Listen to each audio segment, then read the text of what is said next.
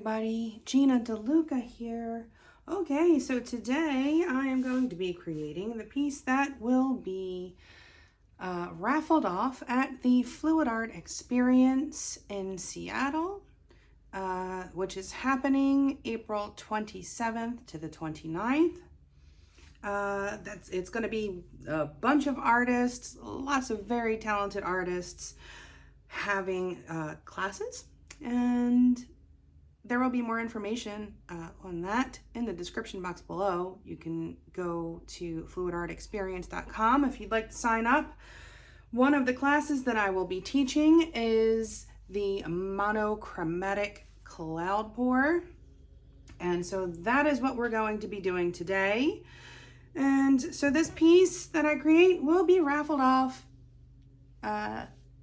during the event. All right, so the colors that I'm using today, I have Amsterdam acrylics in greenish blue. This is very much, very close to phthalo blue and phthalo green. When I mix those together, I get this beautiful watery color. And so this is kind of in that vein. I have the Titanium White by Amsterdam and the Decoart Americana Decor Satin Enamels in pure white.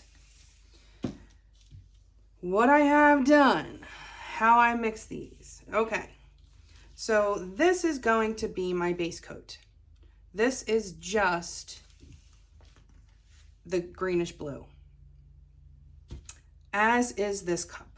This is also just greenish blue. These are mixed the same. I just wanted to make sure that I had enough for what goes in the cup separately, just to make sure, because this gets a little full if I have enough. So these three here have the satin enamels. To each one of these cups, I added about 2 teaspoons, about 2 teaspoons of the satin enamel to each one of these cups.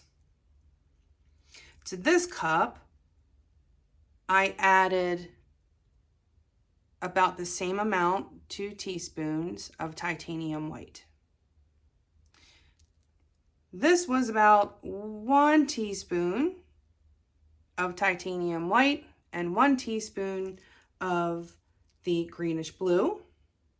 And then this one was the greenish blue and the satin enamel alone. No titanium white in this one. And this cup just has like a drop of this greenish blue color in it, just so that it's not white. I wanted it to be it will appear white in the painting next to the other paints, but it will be a very homogeneous white, because sometimes a white can look very stark. So if you just kind of add just a little bit of color to it, it really makes it fit into that monochromatic look. These paints have been mixed. 1 part paint, 2 parts Floetrol. So let's just say if you wind up with let's just say you have 2 tablespoons of paint, then you will do 4 tablespoons of Floetrol. You could even do 6. You could do 3 parts. 2 to 3 parts is fine. And then that mixture of your paint and Floetrol, I thin with my concoction of 90% water and 10% Floetrol until I get the consistency that I'm looking for, which is, this is about a 2 on my consistency scale. It is making a mound, but it's disappearing very quickly. It's making a nice thin stream off of my stick. Nice even stream. It's not thick then thin, then thick then thin. That means you need to mix some more. Okay, so I am switching to voiceover because I had to high speed this to fit within the train. If you watch me, I can be a little loquacious.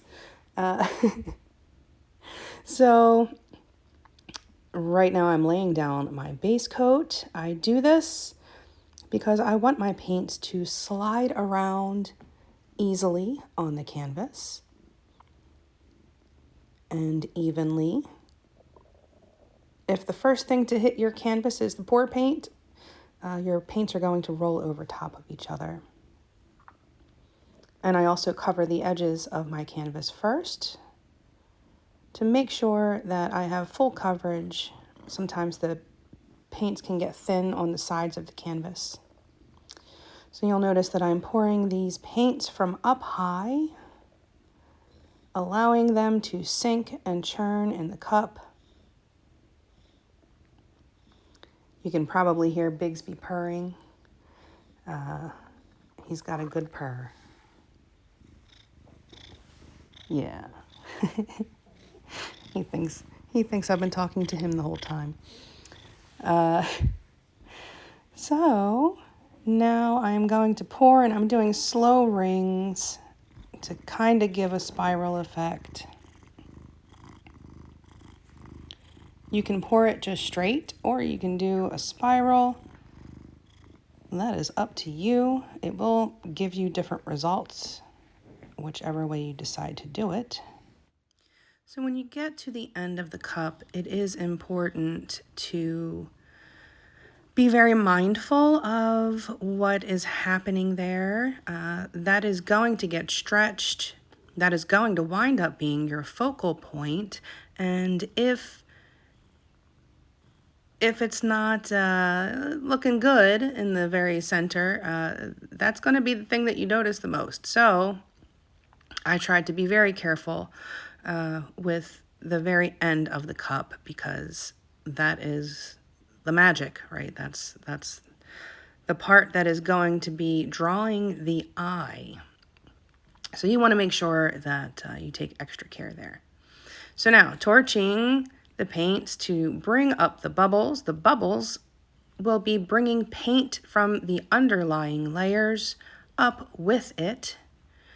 And because the Decoart paints are matte, it has a hydrophobic effect with the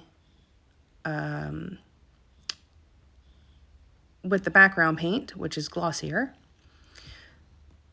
And so you get cells, and then those cells grow because of the hydrophobic effect. Think of it as putting a drop of water, or putting a drop of dish detergent in some oily water, and how the oil just kind of pushes away. It's the same concept. The matte paints are pushing the glossy paints away. And so the more I let them sit and develop, the bigger they get. And then once I do stretch it, when I do stretch this painting, it will make those cells even bigger. So in this particular technique, patience is your friend, allowing those cells to develop. Let your paint puddle percolate. Let those cells develop and grow. And then you stretch them, and then that's when you wind up with those really cool 3D effects. Okay, and now it's been sitting for a bit, so I'm going to kind of just freshen up these corners a bit. And, you know, when it's been sitting for a little bit, the base coat can kind of set up a little bit. And so just giving it a fresh swipe helps. Particularly on the bigger canvases, it seems to have that happen.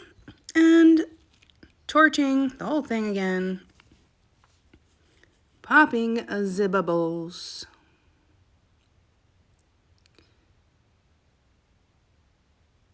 and should be getting ready to stretch it right now. So what I like to do is, when I'm trying to determine which corner I'll be tilting first, I look at the shape of the puddle, and sometimes one area looks like it will kind of make a corner easier than the other.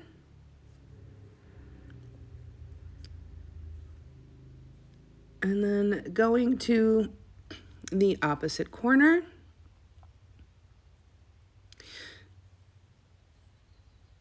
moving very slowly.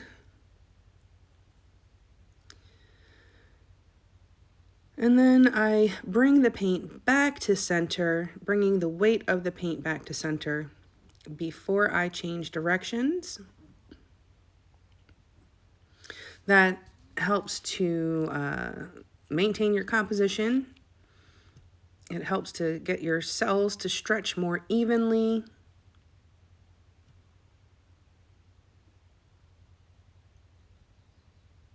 And then that last corner feels like it's going to take a million years to get there.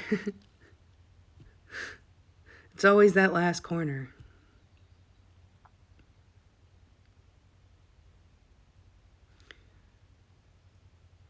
It will get there, though. And I was kind of tilting this a bit too aggressively. And some of, yeah, so right there, I'm pointing it out. It's starting to get a little wobbly. And so I had to slow down my tilt, slow my roll, so to speak.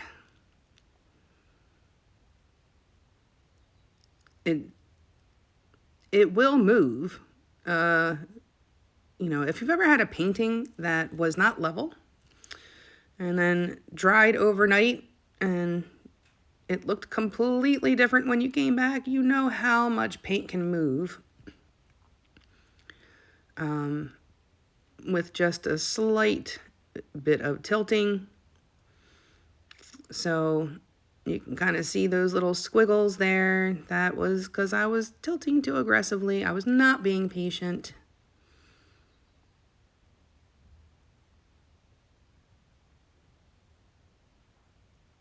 And I'm pointing that out. So I'm trying to tilt off some of the cells that got wonky.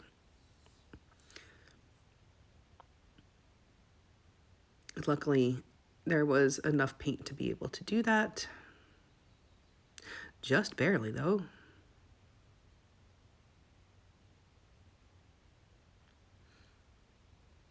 And then I'm just adjusting the composition, trying to get my focal point where I want it. And here comes the close-up. Okay, here it is. I don't think this is going to be changing any more than it has. It's been a bit. The edges have started to dry.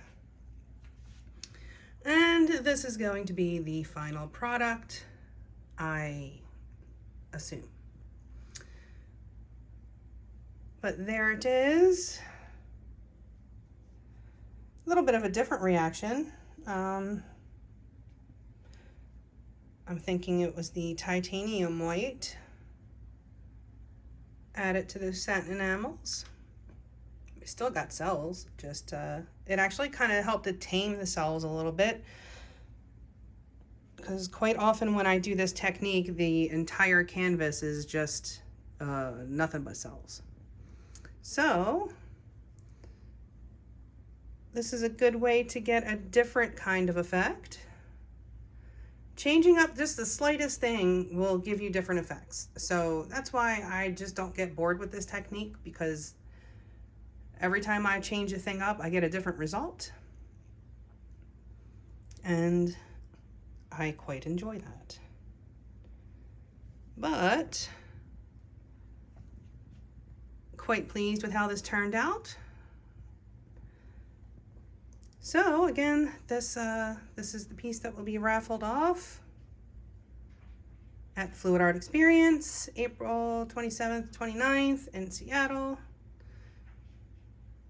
where I will be teaching along with many other wonderful artists. So check out the trailer that will be coming up after this video, and also go to fluidartexperience.com. Check out the description box below for that link, for links to my affiliates, Decoart being one of them. If you want to get your hands on some of these cell making magical paints, you can use that link. Use the coupon code, and I will receive a commission at no additional cost to you, and it's the same for all of my affiliates. Just use the link and I will get credit. Also in the description box you will find the link to my website, GinaDeLuca.net, where you can find my art and music and the Fluid Art inspiration cards for sale. And also my Patreon. Join there and get a weekly Q&A Zoom, as well as some exclusive content. And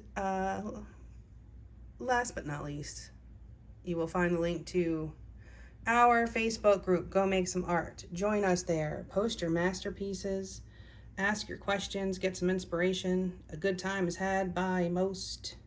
It is the internet after all. Okay, well, that is it for me for today. I hope y'all have a beautiful day. Now go make some art.